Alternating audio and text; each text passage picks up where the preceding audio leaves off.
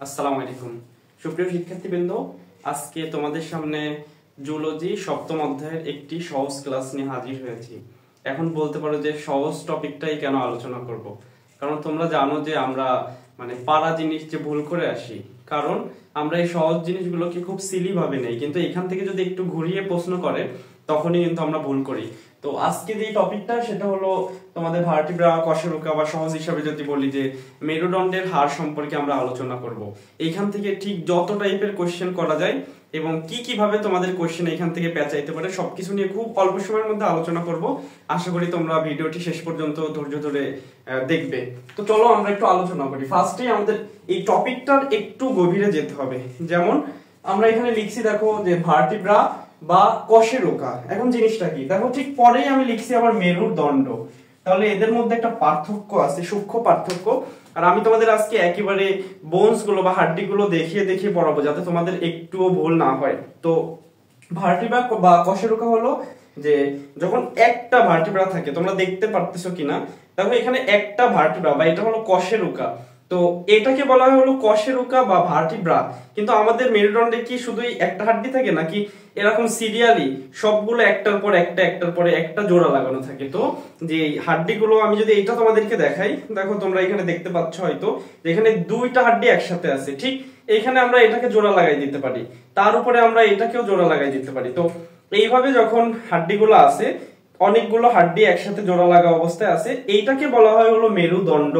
তো মেরুদণ্ড আর কশেরুকা বা ভার্টিব্রার মধ্যে যে বেসিক পার্থক্যটা, এখান থেকে কেমন কোশ্চেন আসতে পারে বা কিভাবে আসতে পারে, আশা করি তোমরা একটু বুঝছো। এরপর আমি আরো বুঝিয়ে দিব। তো আমরা যদি এই মেরুদণ্ডের হাড্ডির গঠনটা দেখি তাহলে তোমাদের অনেকটাই ক্লিয়ার হবে। তার আগে আমি একটু তোমাদের মেরুদণ্ডের হাড্ডির ক্লাসিফিকেশনটা একটু পড়িয়ে ফেলি। তো মেরুদণ্ডের হাড্ডিকে আমরা টোটাল 5টা ভাগে ভাগ করতে পারি, বিভিন্ন রিজিয়ন ভেদে আর কি। তো সেই 5টা কি সেটা তোমরা দেখো ফার্স্টেই। এগুলো তোমরা পারো, একটু ধৈর্য ধরো। আমি একেবারে তোমাদের কিছু ক্রিটিক্যাল কোশ্চেন এখান থেকে তোমরা কল্পনাও করতে পারবে না যে সহজ টপিক থেকে কত বেশি পেঁচাইতে পারে। বিশেষ করে জাহাঙ্গীরনগর বিশ্ববিদ্যালয় এবং ঢাকা বিশ্ববিদ্যালয় অনেক বেশি পেঁচাবে, আমি তোমাদের বলে দেই। তো দেখো ফার্স্টে হলো সার্ভাইকাল। সার্ভাইকালে কয়টা থাকবে? 7টা। তারপর হলো থোরাসিক। থোরাসিকে কয়টা? 12টা। লাম্বারে 5টা, স্যাক্রালে হলো 5টা, আর কক্কিসে 5টা না, সরি 1টা, আর কক্কিসে 1টা। এখন আমি একটু পরে আলোচনা করব। তো চলো দেখি আমরা যে সার্ভাইকাল। সার্ভাইকাল কোথায় থাকবে? সার্ভাইকাল যদি আমরা খুব সহজভাবে বলি যে আমাদের ঘাড়ের এই পেছন দিক থেকে যেই কশেরুকা গুলো থাকে, সেইগুলোকে আমরা একত্রিত ভাবে বলি হলো সার্ভাইকাল মেরুদণ্ড বা সার্ভাইকাল রিজিয়নের 7টা হাড্ডি। তো এটা শুরু হয়েছে কোথা থেকে? একেবারে এই যে আমাদের এই, তোমরা যদি মাথায় হাত দাও এখানে একটু গর্তের মতো, এখান থেকে শুরু হয়। আর আমি যদি তোমাদেরকে একটু দেখাই, এখানে একটু উঁচু জায়গা থাকে আমাদের, এই উঁচু জায়গায় এসে হলো 7 নাম্বারটা শেষ হয়। তার মানে থোরাসিক রিজিয়নটা এখানে শেষ হবে।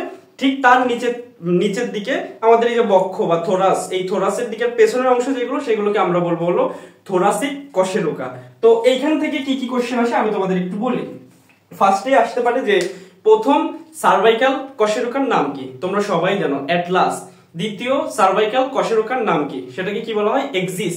এবং সবচেয়ে বেশি যে কোশ্চেনটা আসে, খুব ইজি কোশ্চেন, এগুলো তোমরা সবাই পারো, যে ভার্টিব্রা প্রমিনেন্স। এই প্রমিনেন্স শব্দের অর্থ কি? প্রমিনেন্স হলো একটু উঁচু। আমি তোমাদের বললাম যে আমাদের ঘাড়ের এখানে, সবাই একটু হাত দিয়ে এখানে চেক করতে পারো, দেখো যে আমাদের এখানে একটু উঁচু আছে। উঁচু মানে কি? এই জায়গাটা হলো প্রমিনেন্স জায়গা। তাহলে এখানে এসেই তোমার হলো 7 নাম্বারটা শেষ হবে। এই জন্য 7 নাম্বার সার্ভাইকাল ভার্টিব্রাকে বলা হয় ভার্টিব্রা প্রমিনেন্স। আশা করি এখানে কোশ্চেন গুলো তোমরা বুঝছো। এবার এখান থেকে আমি তোমাদের আরেকটু কোশ্চেন বলি। কি কোশ্চেন আসবে এটাই হলো বোঝার বিষয়, যেটা তোমাদের বইতে নাই, যারা হলো তোমরা আজমল স্যারের বই পড়ে থাকো, কিন্তু অন্য স্যারের বইতে আছে। আর কোশ্চেন ব্যাংক খুললেই তোমরা পাবা। এইটাকে আবার 2টা ভাগে ভাগ করা হয়, একটা হলো ট্রিপিক্যাল আর একটা হলো এট্রিপিক্যাল। সরি এক মিনিট, একটা হলো টিপিক্যাল আর একটা কি বললাম বলো তো, আর একটা হলো এটিপিক্যাল। এখন এই 7টার মধ্যে কোনটা কোনটা হলো টিপিক্যাল আর কোনটা কোনটা হলো এটিপিক্যাল? এটিপিক্যাল হলো যাদের গঠন প্রত্যেকটার থেকে ভিন্ন ভিন্ন, তাদেরকে বলা হয় এ মানে হলো তোমার একই না, মানে ভিন্ন বা নেই, এই জাতীয় বোঝায়। তার মানে যাদের গঠন এক একটা এক এক রকম, মানে ফিক্সড কিছু না, সেগুলোকে বলা হবে এটিপিক্যাল। তো এটিপিক্যাল কোনটা 7টার মধ্যে? 1, 2 আর 7 নম্বরটা। এই তিনজন এই সার্ভাইকালের মধ্যে এদের কোনো মিল থাকবে না, এক একটা দেখতে অবশ্যই আলাদা আমরা করতে পারি। এরপরে কি বাকি থাকলো বলো তো? সেটা হলো বাকি থাকলো হলো টিপিক্যাল। তাহলে টিপিক্যালের মধ্যে কোনটা হবে? 3 থেকে 6, এটা হলো টিপিক্যাল। তাহলে এটা হলো টিপিক্যাল আর এটিপিক্যাল। এখন চলে আসো আমরা যদি এখান থেকে থোরাসিক ভার্টিব্রা বলি, তাহলে থোরাসিকের গুলো অবশ্যই থোরাসের পিছন সাইডে যেগুলো আছে এটা আলাদা করে বলার কিছু নেই। তারপর লাম্বার কোথায় আছে, থোরাসের জাস্ট নিচে আমাদের এই যে কিডনি রিজিয়নের জাস্ট এই অপোজিটে মাঝ বরাবর যেটা থাকবে সেটা হলো লাম্বার। এবার হলো এখানে স্যাক্রাল আর কক্কিস। এখন অপরিণত অবস্থায়, তোমাদের বইতে এটা ডিরেক্ট নাই কিন্তু কথাটা এমন হবে, নিয়ত আর হলো অনিয়ত। এই দুইটা ওয়ার্ডের সাথে তোমরা পরিচিত আছো কিনা, যে নিয়ত আর হলো অনিয়ত। নিয়ত শব্দের অর্থ এখানে বোঝানো হয়েছে যে পরিণত।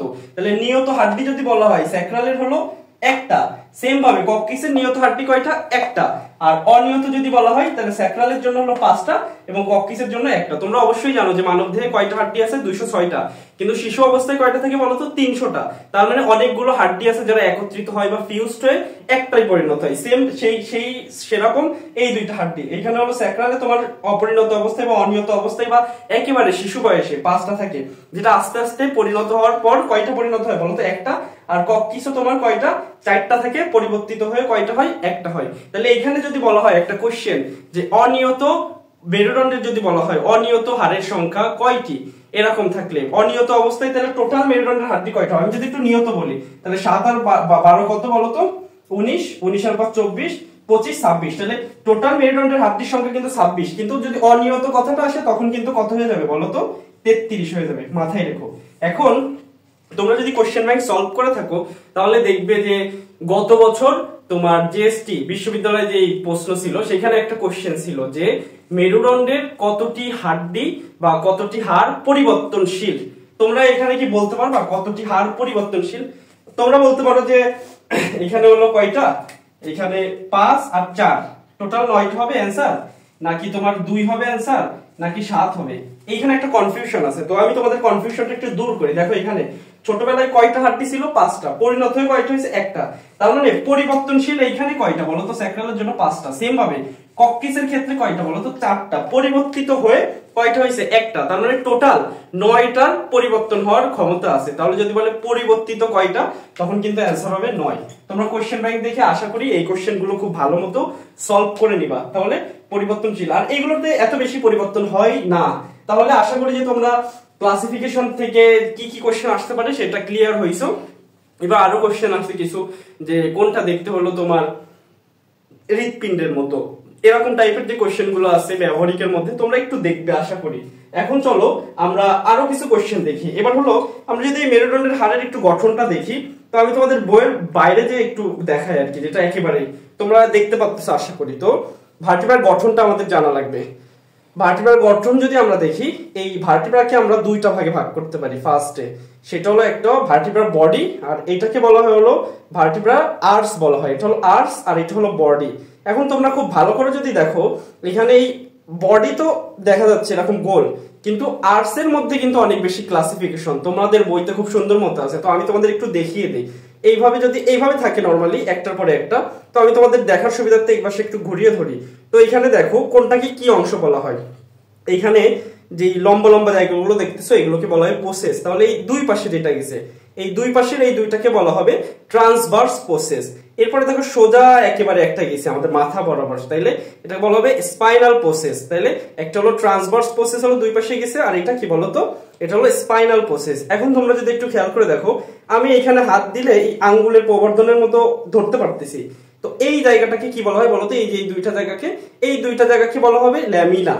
ল্যামিনা। এবার তোমরা একটু ভালো করে খেয়াল করো, বডি এবং এই টোটাল আর্টস এর যে পার্টটা আছে অনেকগুলো অংশ, তো এই বডি এবং আর্টস কে যে সংযোগ ঘটাইছে এই জায়গাটাকে আমরা কি বলবো বলতো, এই জায়গাটাকেই আমরা বলি হলো পেডিকল। আর একটা জিনিস খেয়াল করো, এইখানে একটু স্মুথ গর্ত টাইপের আছে। আমি যদি তোমাকে আরেকটা দেখাই, তখন আমি এইভাবে যে মিশাইলাম, দেখো দুইটা খুব সুন্দর মতো মিশে গেল। তাহলে আমরা কি বলতে পারি যে একটার সাথে আর একটা জোড়া লাগাই, কোন অংশটা জোড়া লাগে বলো তো? দেখো এটাকে বলা হয় হলো ওই যে প্রসেস, যেটা ট্রান্সভার্স প্রসেস না, এটা হলো আর্টিকুলার। আর্টিকুলার মানে কি সংযোগ ঘটাই, যে আর্টিকুলার। তাহলে আর্টিকুলার আমি যদি তোমাদের একটু ভালো করে বোঝাই, এটা দেখো এই ভার্টিব্রার ক্ষেত্রে এটা উপরের দিকে এইখানে জোড়া লাগছে, তাহলে এটাকে বলা হবে উপরে। তোমরা এক অধ্যায় যখন পড়বা ওই যে প্রান্তিকতা টপিক যেটা আছে, কোন অংশকে আমরা কি বলি মেডিকেল টার্মে, তাহলে এইটাকে আমরা বলবো হলো সুপিরিয়র। সুপিরিয়র মানে কি উপরের অংশ, তাহলে সুপিরিয়র। আর এখানে কি হবে, সংযোগ ঘটাবে মানে আর্টিকুলেশন হবে, তাহলে এটাকে বলা হয় সুপিরিয়র আর্টিকুলার প্রসেস।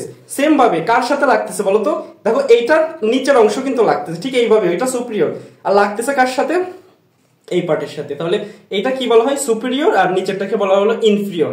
তাহলে উপরেরটার ইনফিরিয়র আর্টিকুলার প্রসেসের সাথে নিচেরটার সুপিরিয়র আর্টিকুলার প্রসেস সংযোগ ঘটায় একটা ভার্টিব্রা আর একটা ভার্টিব্রার সাথে পরস্পর লাগতেছে। এইটা হলো তোমার হলো অংশ ছিল কিভাবে জোড়া লেগে আছে। আর বডির এখানে যে উঁচু জায়গা আছে, বডি দেখো একবারে সুন্দর মতো লেগে আছে এখানে। আমি যদি তোমাদেরকে দেখাই, এটা হলো থোরাসিক ভার্টিব্রার কিছু অংশ। এখন চলে আসো আরো কিছু কোশ্চেন আছে, যেমন যে ভার্টিব্রাল ক্যানেল কি জিনিস, তারপরে ভার্টিব্রাল ফোরামেন কি জিনিস, এদের কন্টেন্ট কি কি। তো আমি যদি তোমাদের একটু খুব ভালো করে খেয়াল করে, মানে তোমরা যদি একটু ভালো করে খেয়াল করো, যখন একটা থাকবে মানে শুধু কশেরুকা বা ভার্টিব্রা থাকবে, মেরুদণ্ড আমি বলতেছি না, এদের মাঝখান দিয়ে তুমি একটু দেখো, এখান থেকে একটা ছিদ্রর মতো অংশ বের হয়ে গেছে। তাহলে এইটাকে বলা হয় কি বলতো, যেহেতু এটা ভার্টিব্রা এই জন্য এটাকে বলা হচ্ছে ভার্টিব্রাল ফোরামেন। একটা হইলো ফোরামেন মানে হলো গর্ত, একটু বড় গর্ত, এখন এটাকে বলা হচ্ছে ফোরামেন। এখন দেখো এখানে আমার হাতে জোড়া লাগানো আরো দুইটা আছে, এটাকে আমি আবারও জোড়া লাগাইতে পারি। তাহলে তোমরা যদি একটু খেয়াল করো, ছোট এভাবে আমি কিন্তু জোড়া লাগাইতে পারি। তাহলে এই যেটা বলছে অনেকগুলো মিলাই দেখো একটা কমন গর্ত যেটা তৈরি করে, তাহলে একটা যখন থাকবে কশেরুকা সেটাকে বলবো ভার্টিব্রাল ফোরামেন, আর অনেকগুলো মিলে যে গর্তটা তৈরি করে সেটাকে বলা হয় ভার্টিব্রাল ক্যানেল। এখন আরেকটা জিনিস খেয়াল করে, এখানে দুইটা জয়েন্ট আছে, তো এটাকে কি বলবো বলতো, ভার্টিব্রাল ফোরামেন, আর অনেকগুলো মিলে ভার্টিব্রাল ক্যানেল। এখন তাহলে একটা টপিক আছে যে ইন্টার ভার্টিব্রাল ফোরামেন কোনটা। আশা করি তোমরা খুব ভালো করে আজকে একবার মাথার মধ্যে গেঁথে যাবে পড়াগুলো, মানে তোমাদের আর বই দেখে মুখস্থ করা লাগবে না, চিত্র দেখে। তো একটু খেয়াল করো তোমরা, ক্যামেরায় দেখা যাচ্ছে না, দেখো দুইটা ভার্টিব্রা যে সংযোগ ঘটছে, এই যে এইখান থেকে একটা ছিদ্র এই পাশ থেকে ওই পাশের দিকে কিন্তু বের হয়ে গেছে। তাহলে দুইটা ভার্টিব্রা আমরা কোনো কিছুর মধ্যবর্তী বোঝাইতে কি বলি বলতো, ইন্টার। আর এইখান থেকে যে ছিদ্রটা আসছে সেটাকে বলছি ইন্টার ভার্টিব্রাল ফোরামেন। তাহলে তিনটা যে ছিদ্র আমি তোমাদের আশা করি বুঝাইতে পারছি। একটা যখন কশেরুকা থাকবে তার ছিদ্রটাকে আমরা কি বলি, ভার্টিব্রাল ফোরামেন। অনেকগুলো ভার্টিব্রা যে উপর থেকে একসাথে নিচের দিকে যে ক্যানেলটা তৈরি করছে, মানে একটা লম্বা সরু গর্তের মতো, সেটাকে বলা হবে ভার্টিব্রাল ক্যানেল। আর যখন দুইটা ভার্টিব্রার মাঝখান দিয়ে যে ছিদ্রটা আসছে সেটাকে কি বলবো বলতো আমরা, ইন্টার ভার্টিব্রাল ফোরামেন। এখন এদের মধ্যে দিয়ে কি কি যায়, তাহলে একবারে দেখো ভার্টিব্রাল যে ক্যানেলটা আছে উপর থেকে নিচের দিকে কি আসে তোমরা বলো তো, সেটা আসে হলো তোমার ভার্টিব্রাল ক্যানেলের মধ্যে দিয়ে স্পাইনাল কর্ড যাবে আর কি। স্পাইনাল কর্ড মানে কি, সুষুম্না কাণ্ড, কাণ্ড। আরেকটা আছে কি, সুষুম্না স্নায়ু। তাহলে কাণ্ড যাবে বা স্পাইনাল কর্ড যাবে হলো ভার্টিব্রাল ক্যানেল দিয়ে, মানে উপর থেকে নিচের দিকে একবারে মেরুদণ্ডের ভিতরে চলে আসবে। আর ওই ইন্টারভার্টিব্রাল ফোরামেন একটা মাঝখান দিয়ে এভাবে যে ফাঁকাটা ছিল ওইটার মধ্যে দিয়ে তাহলে কি যাবে, সুষুম্না স্নায়ুগুলো পুরো শরীরে ছড়িয়ে যাবে। এখন কথা হলো এই স্পাইনাল কর্ডটা শেষ হয় কোথায়, স্পাইনাল কর্ড তোমরা মনে রাখো, দেখো এখান থেকে থোরাস বুক থেকে শেষ করে এই যে লাম্বার যে রিজিয়নটা আছে, এই লাম্বার 2 এবং লাম্বার 3 এর যে জায়গাটা আছে, তার মানে আপার বর্ডার মানে উপরের যে বর্ডারটা আছে নাম্বার 3, আর লোয়ার বর্ডার হলো নাম্বার 2, এই জায়গাটা আসে হলো কি হয় বলতো, তোমার স্পাইনাল কর্ড শেষ হবে আর কি। তাহলে এখানে যদি স্পাইনাল কর্ড শেষ হয়, এই জায়গা থেকেই কোশ্চেন তোমাদের বইতে কোথাও পাবো না। আমি বলে দিই তোমাদেরকে যে অজ্ঞান করার সময় যে ইনজেকশন গুলো দেওয়া হয় সেগুলো কোথায় দেওয়া হয়, তাহলে কোথায় দিতে হবে বলতো, স্পাইনাল কর্ডে যদি গোতা লাগে তাহলে আমাদের স্নায়ুতন্ত্রের কি বড় ক্ষতি হবে না, তাহলে আমাদের এমন জায়গায় ইনজেকশন দিতে হবে যে এখানে স্পাইনাল কর্ড থাকবে না। তাহলে আমরা কোথায় দিব বলতো, নাম্বার 3 অথবা 4 এর এইখানে দিব। তাহলে এখানে স্পাইনাল কর্ড শেষ হয়ে গেছে, তার নিচে দিতে তো আমাদের কোনো অসুবিধা নাই, তাহলে আমরা এখানে কি করব, ইনজেকশনটা দিতে পারবো। তো আশা করি তোমাদের মেরুদণ্ড সম্পর্কে মোটামুটি অনেকগুলো কোশ্চেন, প্রায় 40টার উপরে কিন্তু কোশ্চেন বলে ফেলছি। তোমরা যদি একটু খেয়াল করে দেখো, এগুলো যদি তোমরা মনে রাখতে পারো, তোমাদের এই বছর বিশ্ববিদ্যালয়ে এই টপিক থেকে যদি কোশ্চেন আসে, তো আমি আশা করি এই ক্লাসের মধ্যে থেকে কোনো না কোনো একটা কোশ্চেন তোমাদের পরীক্ষায় একেবারেই হুবহু কমন আসবে। এবং তোমরা যারা ক্লাসটি দেখছো, আমি আশা করি তোমরা সবাই এই টপিকে খুব ভালো মতো অ্যান্সার করে আসতে পারবে। এই পর্যন্তই।